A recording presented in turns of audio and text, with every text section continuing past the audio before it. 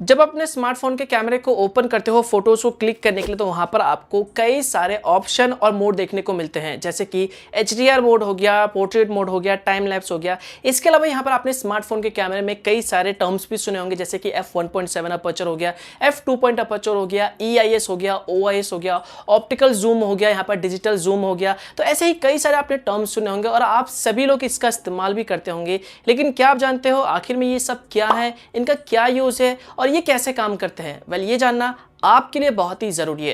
तो आज इस वीडियो में मैं आपको स्मार्टफोन का कैमरा ज्ञान देने वाला हूं, जो जानना हर एक स्मार्टफोन यूजर के लिए बहुत ही जरूरी है। तो जानने के लिए वीडियो को लास्ट तक देखते रहिए। हेलो गाइस, मेरा नाम है मनोज सारू और हमेशा की तरह टेक्नोलॉजी ज्ञान चैनल में आपका स्वागत है। सबसे पहले हम बात करते हैं HDR मोड। आप लोगों ने फोटोज क्लिक करते वक्त या फिर फोटोग्राफी में कई बार इस वर्ड को सुना होगा कि आप HDR मोड को ऑन करके अगर फोटोज क्लिक करोगे तो आपको बहुत ही बढ़िया डायनेमिक रेंज देखने को मिलेगी। तो आखिर में ये HDR मोड क्या है और कैसे काम करता है? HDR का जो फुल फॉर्म है वो है हाई डायनेमिक रेंज। ये एक तरीका है या फिर कह लो एक टेक्निक है जो बेसिकली फोटोग्राफी में इस्तेमाल किया जाता है या फिर कह लो कैमरे में इस्तेमाल किया जाता है, जिसकी मदद से आप जो ओवरऑल इमेज है उसमें जो डायनेमिक रेंज है वो बहुत ही अच्छी तरीके से कैप्चर कर सकते हो। तो चलिए हम डायनेमिक रेंज को सिंपल और आसान भाषा में समझते हैं, नॉट टेक्निकली। अगर मैं आपको टेक्निकली समझाऊंगा तो ये आपको अच्छे से समझ नहीं आएगा। तो आपने अक्सर देखा होगा या फिर आपने कई सारे फोटोज क्लिक किए होंगे और आपने नोटिस भी किया होगा कि कई बार जो फोटोज में कुछ पार्ट है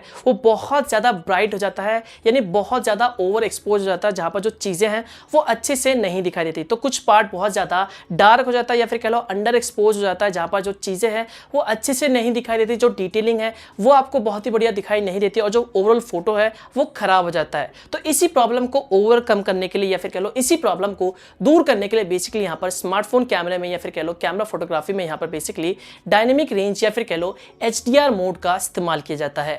तो जैसे ही आप अपने स्मार्टफोन के कैमरे में HDR मोड को ऑन करके फोटोज क्लिक करते हो तो यहाँ पर ये कुछ सैंपल्स क्लिक करता है, जिसमें सबसे पहला बेसिकली वो एक ओवर एक्सपोज फोटो यानी कि बहुत ही ज्यादा ब्राइट वाली फोटोज को क्लिक करता है। दूसरा यहाँ पर वो एक अंडर एक्सपोज या फिर कह लो डार्क फोटो क्लिक करता है और तीसरा एक नॉर्मल फोटोज क्लिक करता है। और इन सभी सैंपल को वो बेसिकली एक सॉफ्टवेयर की मदद से इनका कॉम्बिनेशन बनाता है या फिर कह लो इन्हें मर्ज करता है, इमेज प्रोसेसिंग करता है और उसके बाद आपको जो एक ओवरऑल फोटो मिलती है वो बहुत ही बढ़िया आपको और वेल बैलेंस देखने को मिल जाता है। जहां पर आप देख सकते हो जो ओवरऑल फोटो है वो बहुत ही बढ़िया है। यहां पर आपको जो अपर पार्ट है, मिडिल पार्ट है और जो लोअर पार्ट है, तीनों में आपको जो कलर है, जो डिटेलिंग है, जो ऑब्जेक्ट है, जो चीजें हैं, वो हर एक चीज आपको बहुत ही क्लियर और वेल बैलेंस देखने को मिलती है। तो देखा आपने नॉर्मल मोड से जो आप फोटोज क्लिक करते हो और HDR मोड से जो आप फोटोज क्लिक करते हो, दोनों में आपको कितना डिफरेंस देखने को मिल जाता है। This is called HDR mode या फिर कह लो high dynamic range mode. Next बात करते हैं अपर्चर की। जी हाँ, आपने कैमरे में अपर्चर वर्ड के बारे में जरूर सुना होगा। f1.7 aperture, f2 aperture, f2.4 aperture, f11 aperture, मतलब कई सारे अपर्चर है। तो आखिर क्या है ये अपर्चर?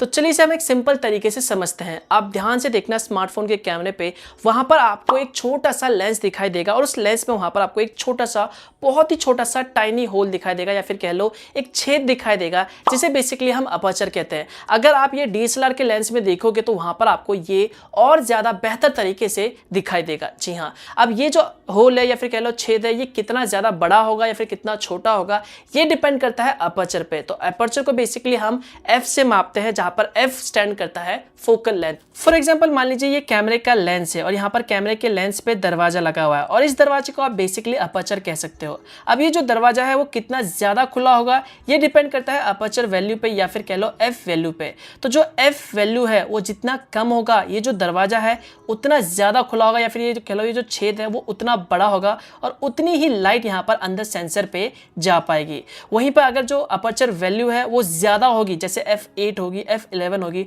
जो ये दरवाजा है वो कम खुला होगा या फिर जो कह लो छेद है वो छोटा होगा, जिसकी वजह से जो लाइट है वो बहुत ही कम अंदर जा पाएगी। तो आप इन सैंपल को देख सकते हो, ये DSLR से क्लिक की गई है डिफरेंट अपर्चर पे। तो यहाँ पर आप देख सकते हो जिसका अपर्चर कम है वहां पर जो लाइट है वो ज्यादा पास होगी, इसलिए जो इमेज है वो आपको थोड़ी सी ज्यादा बेटर और ब्राइट देखने को मिलेगी कम अपर्चर में। जबकि आप दूसरे सैंपल को देख सकते हो जिनका अपर्चर ज्यादा है, उनका जो ओवरऑल इमेज है वो आपको थोड़ा सा डार्क देखने को मिलेगा, जहां पर आपको जो लाइट है वो ज्यादा पास नहीं होती क्योंकि जो f वैल्यू है वो ज्यादा है, जिसकी वजह से यहाँ पर जो होल है या फिर कह लो छेद है वो छोटा हो जाता है और ज्यादा लाइट पास नहीं हो पाती। इसी वजह से आपको जो इमेज है वो थोड़ी सी आपको डार्क देखने को मिल रही है ज्यादा एफ वैल्यू में। बट यहाँ पर अनफॉर्चुनेटली आपको स्मार्टफोन के कैमरे में ये जो अपर्चर वैल्यू है ये फिक्स मिलती है, लेकिन कुछ ऐसे स्मार्टफोन भी है जहाँ पर आपको एफ वैल्यू चेंज करने का ऑप्शन भी देखने को मिल जाता है। तो यहाँ पर सिंपल सा फंडा है कि जो एफ वैल्यू है जितनी कम होगी, आपके कैमरे के सेंसर में जो लाइट है उतनी ज़्यादा पास होगी, उतनी ज़्यादा जो लाइट अंदर जा पाएगी, जिससे आपको लो लाइट में या फिर कह लो जहाँ पर लाइट कम है, रोशनी कम है, वहाँ पर भी आप काफ़ी अच्छी ब्राइट फोटोज़ क्लियर डिटेलिंग के साथ क्लिक कर सकते हो। साथ में यहाँ पर कम अपर्चर होने की वजह से आपको जो बैकग्राउंड में बोके इफेक्ट है या फिर कह लो डेप्थ इफेक्ट है वो आपको और भी बढ़िया देखने को मिल जाती है। नेक्स्ट आता है पोर्ट्रेट मोड। अगर आप अपने स्मार्टफोन के कैमरे को ओपन करोगे तो वहां पर आपको एक पोर्ट्रेट मोड देखने को जरूर मिलेगा। And I am pretty sure आपने पोर्ट्रेट मोड को इस्तेमाल किया होगा और आपको थोड़ा बहुत जरूर पता होगा आखिर में इसका क्या काम है। पोर्ट्रेट मोड को बेसिकली आप बोके मोड कह सकते हो या फिर बोके इफेक्ट भी कह सकते हो। इसे अगर आप आसान और सिंपल भाषा में कहें तो ये पोर्ट्रेट मोड बेसिकली आपके बैकग्राउंड में जो भी चीज़ें हैं उसे ब्लर कर देता है। जी हाँ, इसका जो मेन काम होता है, जैसे आप पोर्ट्रेट मोड से फोटोज क्लिक करते हो तो यहाँ पर जो मेन ऑब्जेक्ट है उसे बेसिकली ये फोकस में रखता है, उसके बाद बैकग्राउंड में जितनी भी चीज़ें हैं उसे ब्लर कर देता है, जिससे आपको जो ओवरऑल फोटोज है वो बहुत ही बढ़िया देखने को मिलती है। और बैकग्राउंड में जो बोके इफेक्ट आपको देखने को मिलता है या फिर कह लो ब्लर देखने को मिलता है, इसे बेसिकली आप डेप्थ ऑफ फील्ड भी कह सकते हैं। नेक्स्ट आता है ऑप्टिकल जूम और डिजिटल जूम। जी हाँ, आपने स्मार्टफोन के कैमरे में भी कई बार ये वर्ड को जरूर सुना होगा कि इस फोन में आपको इतना ऑप्टिकल जूम या फिर कह लो डिजिटल जूम दिया गया है जिसकी मदद से आप बहुत ही बेहतर फोटोज क्लिक कर सकते हो। तो यहाँ पर आपको पता होना चाहिए आखिर में ये ऑप्टिकल जूम डिजिटल जूम क्या है और इन दोनों के बीच में क्या डिफरेंस है। ऑप्टिकल जूम में यहाँ पर बेसिकली एक्चुअल लेंस का इस्तेमाल किया जाता है जूम इन करने के लिए, जबकि डिजिटल जूम में यहाँ पर जो कैमरा है वो बेसिकली इमेज को क्रॉप करने में मदद करता है और इसी इमेज को डिजिटली सॉफ्टवेयर की मदद से बड़ा कर देता है, जिसकी वजह से आपको कई बार जो इमेज क्वालिटी है वो बहुत ही बेकार मिलती है। जो इमेज क्वालिटी है वो रिड्यूस हो जाती है, कम हो जाती है, जबकि आपको ऑप्टिकल जूम में जो ओवरऑल इमेज है या फिर उसकी जो क्वालिटी है वो बेहतर देखने को मिलती है as compare to digital zoom. तो हमेशा ऑप्टिकल जूम बेटर माने जाते हैं यहाँ पर डिजिटल जूम से, इस बात का ध्यान जरूर रखना। नेक्स्ट आता है EIS and OIS and I am pretty sure आपने इसके बारे में भी कई बार सुना होगा जब भी हम बात करते हैं यहाँ पर कैमरे की।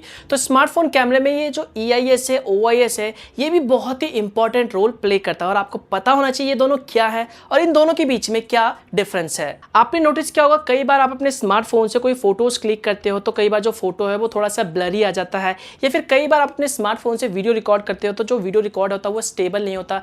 कई बार जो वीडियो बहुत ज़्यादा हिलता है, आपका हाथ जो है वो कई बार हिलने की वजह से जो फुटेज है वो ओवरऑल बहुत ज़्यादा शेकी हो जाता है, जिसकी वजह से जो वीडियो है वो बहुत अच्छा नहीं लगता। तो इन्हीं सारी प्रॉब्लम को दूर करने के लिए, ओवरऑल कम करने के लिए यहाँ पर बेसिकली स्मार्टफोन के कैमरे में यहाँ पर EIS और OIS का इस्तेमाल किया जाता है। EIS इसका फुल फॉर्म है इलेक्ट्रॉनिक इमेज स्टेबलाइजेशन। ये एक सॉफ्टवेयर बेस्ड टेक्निक है जो ज़्यादातर वीडियो रिकॉर्डिंग में या फिर कह लो स्मार्टफोन के कैमरे में इस्तेमाल की जाता है। इसकी मदद से आपको जो ओवरऑल वीडियो रिकॉर्डिंग मिलती है वो बहुत ही स्मूथ और स्टेबल मिलती है। यहाँ पर EIS बेसिकली करता है कि आपके स्मार्टफोन में जैसे ही आप इसे इनेबल करके वीडियो रिकॉर्डिंग करते हो तो ये कुछ पार्ट को बेसिकली क्रॉप कर देता है, जिसकी मदद से आपको जो ओवरऑल वीडियो रिकॉर्डिंग है वो शेकी नहीं मिलता, जो ओवरऑल फुटेज है वो बहुत ही ज़्यादा स्टेबल और स्मूथ मिलती है, जिससे आपको जो वीडियो रिकॉर्डिंग है वो देखने में बहुत ही बढ़िया और स्टेबल लगता है।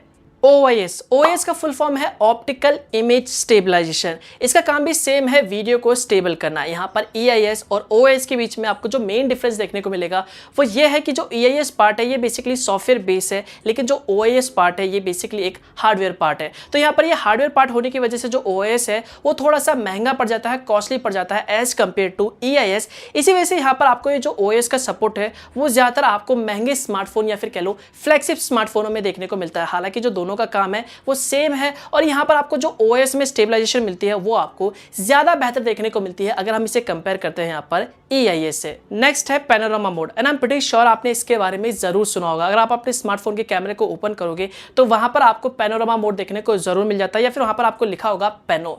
वेल, इसका काम क्या है? अगर आप ऐसी जगह जाते हो जहां पर जो व्यू है वो बहुत ही बड़ा है, लेकिन आपके स्मार्टफोन के कैमरे में जो व्यू है वो कुछ लिमिटेड पोर्शन ही आ रहा है, जो फ्रेम में बहुत सारी चीजें नहीं आ रही है, जहां पर आप एक सिंगल फोटो के अंदर कई सारी जो चीजें हैं उन्हें कैप्चर कर सकते हो। तो यहाँ पर एक पैनोरामा मोड के ऊपर मैंने पहले से एक डेडिकेटेड वीडियो बना दिया है, आप उसे देख सकते हो। वहां पर मैंने और अच्छे से एक्सप्लेन किया है और ये बताया कि ये कैसे काम करता है, कैसे आपको ओवरऑल इमेज प्रोड्यूस करके दिखाता है। तो आप उस वीडियो को देख सकते हो, जिसका लिंक मैं आपको वीडियो के डिस्क्रिप्शन पार्ट में दे दूंगा या फिर ऊपर आई बटन में जाके भी आप वहां पे देख सकते हो। नेक्स्ट आता है टाइम लैप्स। ये भी एक बहुत ही इंपॉर्टेंट और बहुत ही यूजफुल फीचर है जो आपको स्मार्टफोन में देखने को मिल जाता है। अगर आप कैमरे पे ओपन करोगे तो वहां पर आपको टाइम लैप्स का ऑप्शन जरूर मिल जाता है। आपने देखा होगा कई बार फिल्मों में या फिर कुछ वीडियोस में आपने देखा होगा कई बार जो फुटेज है, ओवरऑल वीडियो है, वो बहुत ही जल्दी जल्दी चलता है, जहाँ पर जो लोग हैं बहुत ही जल्दी चलते हैं, गाड़ियाँ बहुत ही जल्दी चलती है। साथ में यहाँ पर आपने ये भी देखा होगा कई बार जो सूरज है बड़ी जल्दी से उग जाता है और बड़ी जल्दी से यहाँ पर वो ढल भी जाता है। तो ऐसे जो वीडियो रिकॉर्ड होते हैं वो बेसिकली टाइम लैप्स की वजह से ही वीडियो रिकॉर्ड होते हैं, और ऐसे ही वीडियोस को, ऐसे ही फुटेज को बेसिकली हम टाइम लैप्स कहते हैं। तो आई होप आपको ये वीडियो पसंद आया होगा और आपको स्मार्टफोन के कैमरा के बारे में काफी कुछ ज्ञान मिला होगा। अगर हाँ तो वीडियो लाइक जरूर कर देना, शेयर कर देना, कमेंट में कुछ भी सवाल हो तो आप कमेंट करके भी पूछ सकते हो। चैनल को सब्सक्राइब कर लेना, बेल आइकन पे दबा लेना, सोशल मीडिया पे मुझे फॉलो कर लेना, आप वहां पे भी जाके कई सारे मुझसे सवाल पूछ सकते हो, चैट कर सकते हो। और मिलता हूं मैं आपको एक और नए और इंटरेस्टिंग वीडियो के साथ, तब तक के लिए गुड बाय।